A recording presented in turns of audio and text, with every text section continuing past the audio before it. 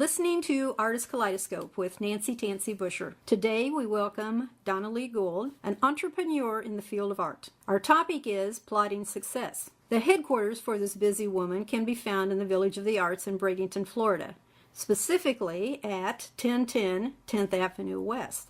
The quaint purple cottage houses an immense body of work by local talent. Perhaps we should start with you telling us how this all began.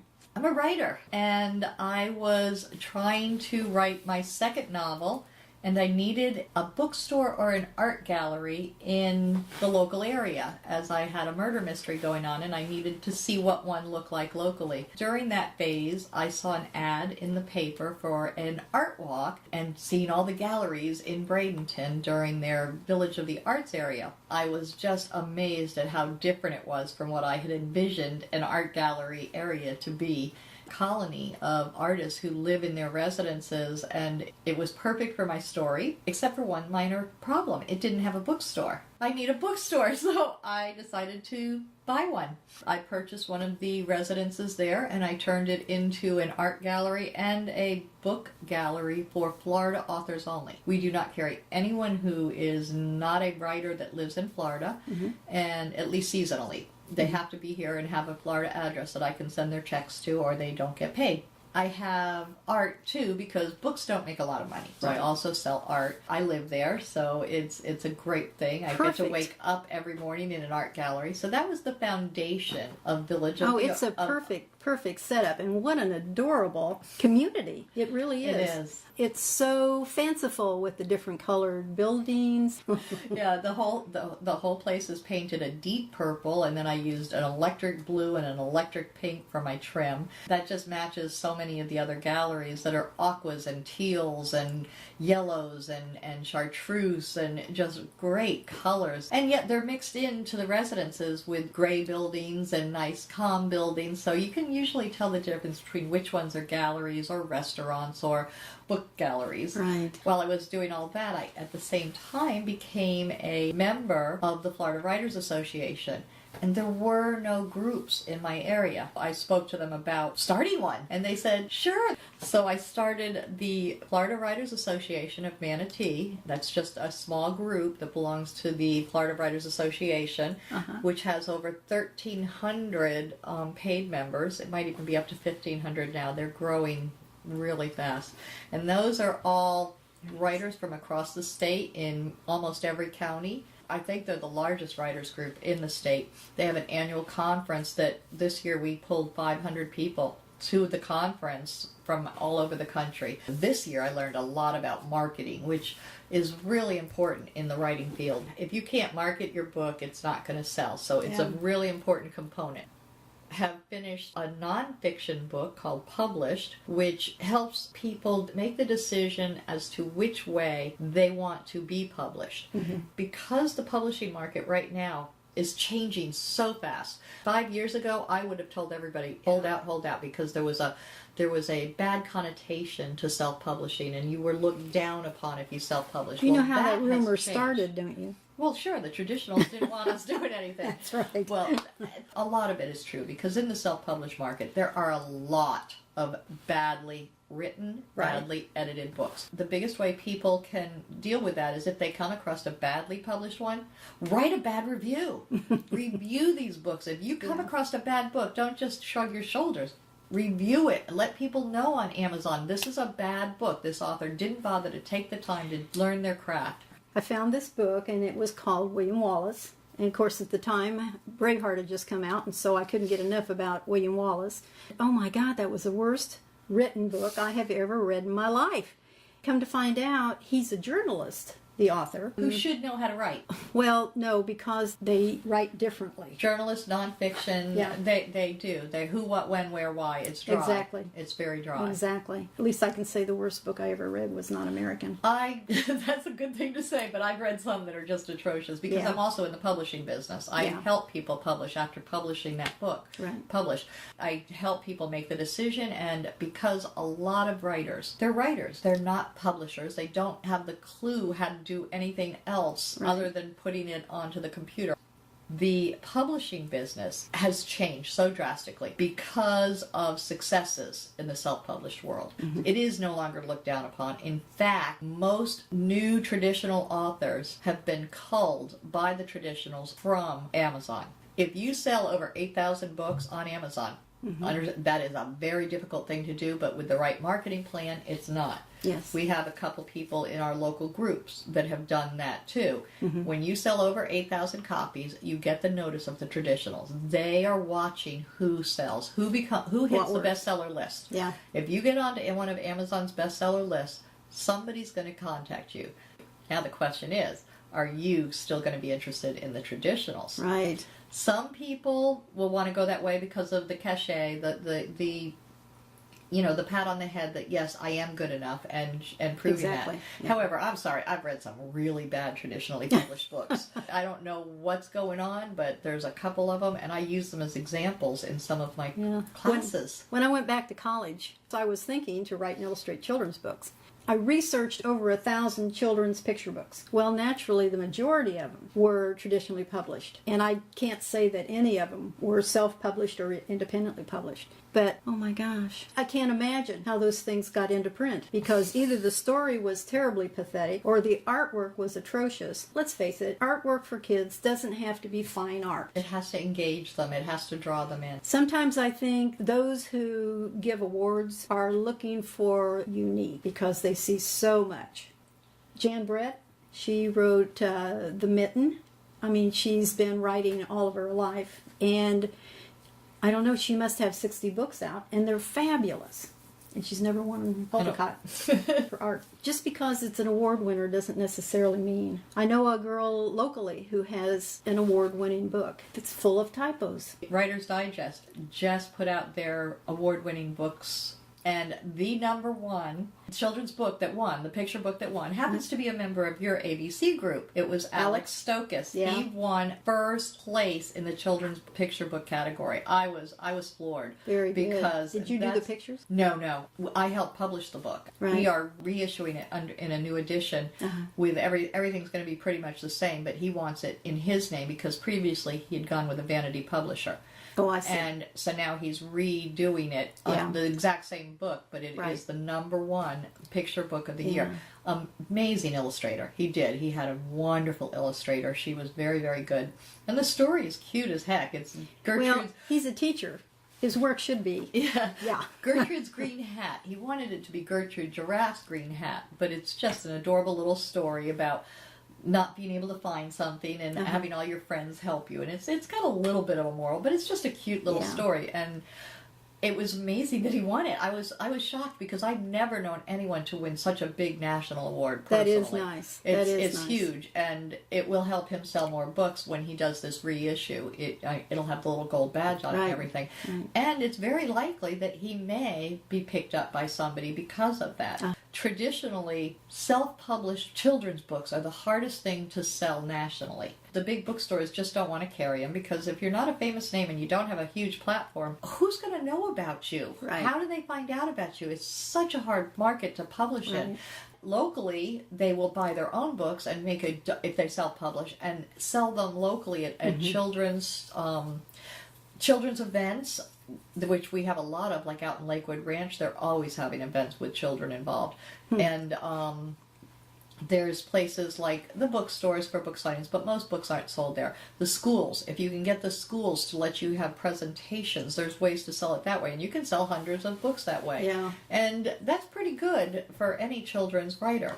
The marketing side of it is so hard, and that's where I was saying with my company, Published, I'm working right now on learning more and more about marketing so I can help put together marketing plans for the people who want to self-publish. I have an author services company. That's just another one of the endeavors that we're doing in Plotting Successes, that we offer author services rather than actually saying we're a publisher, because I don't want to manage somebody else's money. I don't want to pay royalties. It's your book. You get your darn money. Just pay me for the service that I give you initially. I will help you. And I am done. Exactly. I don't want to be your accountant and figure out how many books you sold and how many books this person sold and have to send out checks. Well, and you can't be all things to all people. You know, And- we've only got so many hours in the day. And I just don't want to do that side of it. So I bring the person all the way to publishing point through my system. Then we upload it onto their system in CreateSpace and Amazon and let them do it themselves so that they get their checks in their own checking account and I have nothing to do with it from that point on. It's theirs. I own nothing. They have all of their images. They have all the rights. They have everything. All I've done is either help them with editing or formatting or pictures or illustrations or covers. I provide all those things, and now I'm going to be adding marketing plans to that as well. So I help with all those other services because if they're a writer, a lot of times they don't wear that hat. Right. So that's to help them where somebody else can wear that hat for them and guide them through it. And I'm still in the learning process myself. I've only been doing it for 2 years, and we've done pretty well.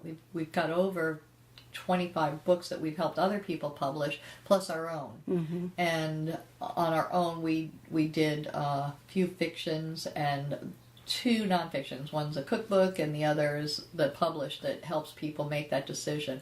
And what I was saying about the changing industry, it's so amazing. Let's go back to the children's picture books, because these are some of the new technology that's coming up. They are looking at embedding sound into the digital books.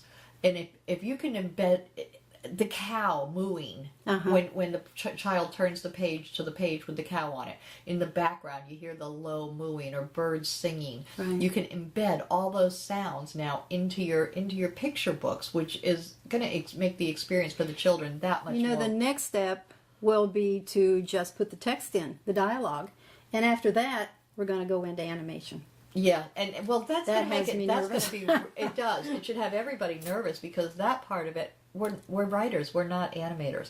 So that's a whole different. That's going to be like the people you have to go to for the book trailers. If you're not, if you're not a producer, you can't do the book trailers. You need to go to somebody. If you're not an animator, you're going to have to go to that. And that brings up a very good point. I had a woman come into my group, writers group recently, and she had her Kindle. And she opens her it was a children's nonfiction, and it was about animals. And she's showing it to me, and I've seen some really nice pictures, and they're in color, which is what we were talking about. The Kindle is color. So you don't have to pay anything extra to have a Kindle color picture book. And it's wonderful, and everybody can afford it. And it's like $2.99 or $3.99 for the book, and the kids love it, and the parents don't mind spending that for a book that does this. But the thing was, she goes, no, check this out. And she tapped one of the pictures, and it became a video. Oh my God. And I went, oh my God. She's got little videos embedded throughout her book that she just touched on. So this is technology just going boom, boom, boom, so far ahead of us. And you know those little, I think they're called CS codes? Well, CR code. CR code, okay. Yeah. She had, and it put out a hologram. Seriously, on the computer, this little hologram thing shoots out. Remember Star Wars? Princess Leia pops up. Okay, they have that technology now. It's amazing. I'm like, oh my God. I'm having trouble keeping up with all this technology. That's what I'm saying. I am too, but I'm seeing this happen, and this is in books. Yeah. We're talking, this is definitely about the books, and I'm like, If we're at the front of this market, believe me, we are leaving the traditionals behind, and it's just an amazing breakthrough. Publishing has changed more in the last decade, and I have to directly attribute that to Amazon. Amazon has changed the publishing world more than the printing press in the 1500s. It has changed the publishing world. Now, when I started my research for my published book, they said that there were about 300,000 self-published books a year. That is over 2 million now. Just in the last 6 years. It has gone from 300,000 a year to over 2 million books a year being self-published. It's just phenomenal. It's grown exponentially each year. And of those 2 million books, I would say probably 1 million of them are really bad.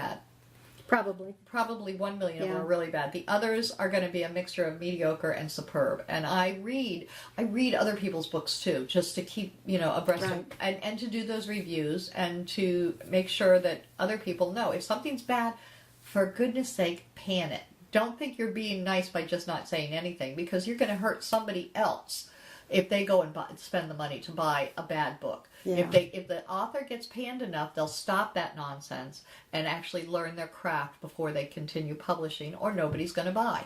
I gave a workshop a year or so ago.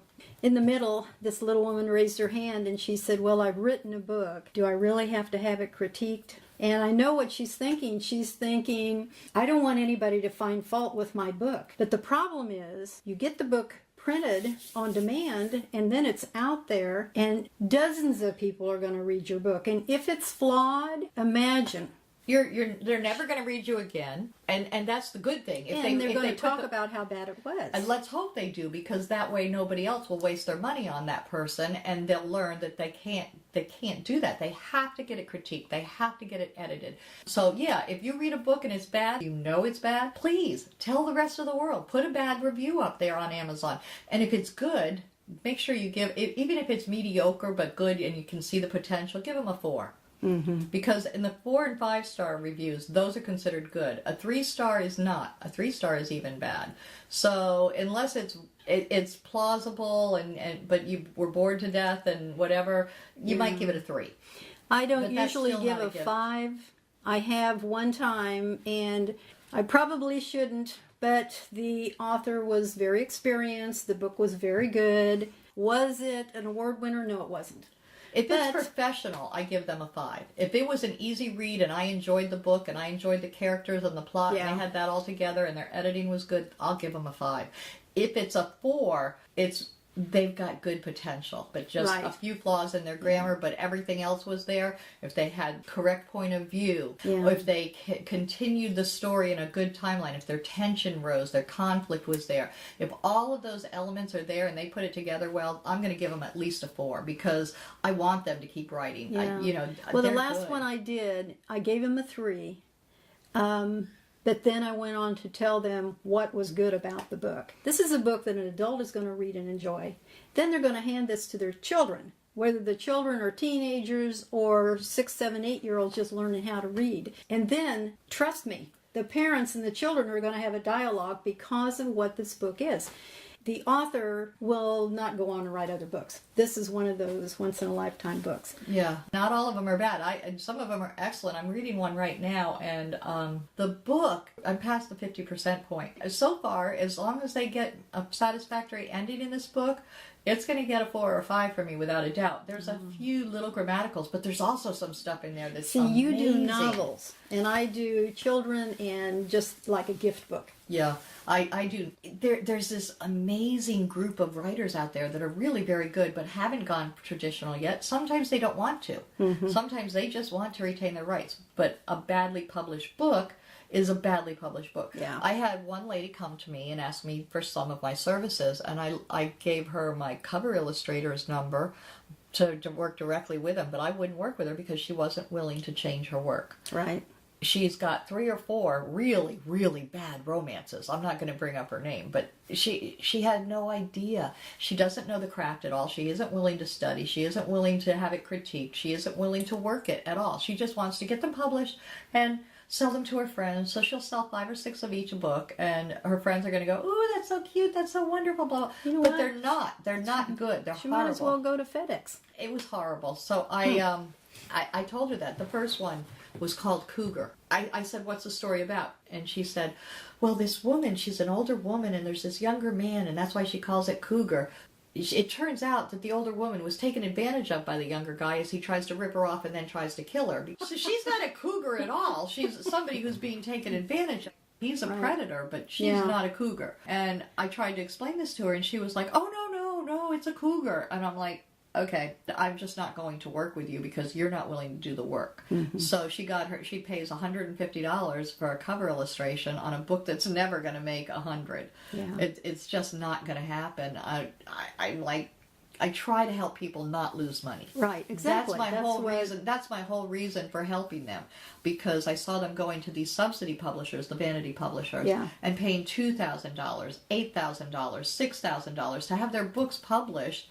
Right. They don't sell 100 in most cases unless they really market. And these places, oh, we have a marketing plan. Yeah, we'll send it out to all the bookstores. Put you in the catalog. We'll put you in the catalog so all the bookstores can order from you. Well, for $25, so will Create Space. Yeah. So I'm sorry, that's useless. And the bookstores don't care unless you get reviewed by Publishers Weekly or Publishers Right. Daily. If you're not reviewed by a national publishing company and you can't pay them to do that, that's something that they either do or they don't do. Yeah. Those catalogs, They're those little useless. ads are about stamp size. Yeah, they're And useless. how does your book stand out in something like that? There's Yeah. got to be another draw. There's nothing to sell you to the bookstores unless you're traditionally published, and then they take on 2 or 3 books, and then they know they can return them. Self-pubs, they can't do that with, so they're not going to buy your book unless someone specifically orders it, and that's what it's good for. Right. When you get the $25 with Create Space, it means that when you tell your friends, you're here in Florida, you tell your friends in Wisconsin, hey, the book's available, you can go get it at the bookstore, but you have to order it. You go into the Books A Million or the Barnes and Noble up in Wisconsin and order the book, and they can get it in because it's in the catalog. If it's not in the catalog, a bookstore can't order it. Okay, yes. They can't even order it. That's It doesn't exist unless it's in the catalog. So that's what the $25 that Create Space is for. It's to get it in that catalog, but it doesn't mean that it's promoted to any of those bookstores. Right. They will not pick it up unless they're asked to. Now, if you're going to do a book signing somewhere else in the country because you're going on vacation, by all means, call the bookstores in that area and say, "Hey, I'm coming. Can I do a book signing? And would you order a number of my books?" And just make sure you promise them that if there's any returns, you'll buy 'em cover back. it. Buying through a bookstore gives you the ratings, the numbers go up. Uh-huh. You have to sell so many books to come to the notice of the publishing companies. Yes. The bookstore rankings, they matter. The Amazon rankings matter, but the ones you buy yourself don't. So if you bought 300 books yourself and sold them all in a month, they don't know. Right. It's not there. It's invisible. So it's very important to do it that way. We've been talking today with Dona Lee Gould. She has a sister program on this network entitled Culture Coast, and it airs at 2 p.m. on Thursdays, and it's on radioairnetwork.com. Why don't you give our listening audience some more contact numbers so they can contact you? For Culture Coast, well, they can go to I have so many websites, but they all lead back to Plotting Success, and it's Plotting Success with a hyphen between plotting and success. www.plotting-success.com. That's my main website. I also have culturecoast.com. culturecoastren.com will also get you there. I have published and a few others. Email is dgould497@aol.com. And my phone number is 941-748-6865, and that's my business number. Very good. Thank you very much, Donna. Thank you for having me.